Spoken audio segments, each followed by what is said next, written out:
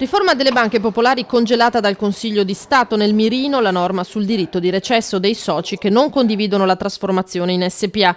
Provvedimento preso a titolo cautelare in attesa che si esprima la Corte Costituzionale. Certo, per il governo l'impianto della riforma non viene toccato, ma nessuno nasconde la realtà. Il pronunciamento non sarà privo di conseguenze, a cominciare dagli istituti stessi. Nelle regole previste vi è anche quella che i soci che non intendono trasformarsi possono recedere dal loro status di soci e quindi possono riavere indietro i valori delle loro azioni. Questo purtroppo non è avvenuto per le Popolari Venete e correttamente il Consiglio di Stato ha deciso di bloccare il disciplinare portato avanti da Banca Italia e nel quale non era prevista la possibilità di recesso da parte di questi soggetti. Adesso dovremo capire in questa sospensione su questo tema cosa farà Banca Italia, perché questo genera ovviamente un ulteriore fardello a carico del Fondo Atlante, in quanto genererà un passivo di 135 milioni di euro. In particolare la Popolare di Vicenza ha negato ai soci richiedenti il diritto di recesso, esercitato solo su 271.339 azioni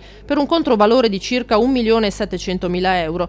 Identica decisione da Veneto Banca, che ha rifiutato il recesso a 219 soci per un controvalore complessivo di circa 14 milioni e mezzo. Gli altri 119 milioni sono relativi al Banco Popolare. È chiaro che questo passivo di 135 milioni di euro è importante e soprattutto determina cosa farà poi il Fondo Atlante, che dovrà incamerarlo. Per gli analisti inevitabile una pioggia di contenziosi. Di certo, in attesa della consulta, una spada di Damocle penderà sulle banche già in forte difficoltà.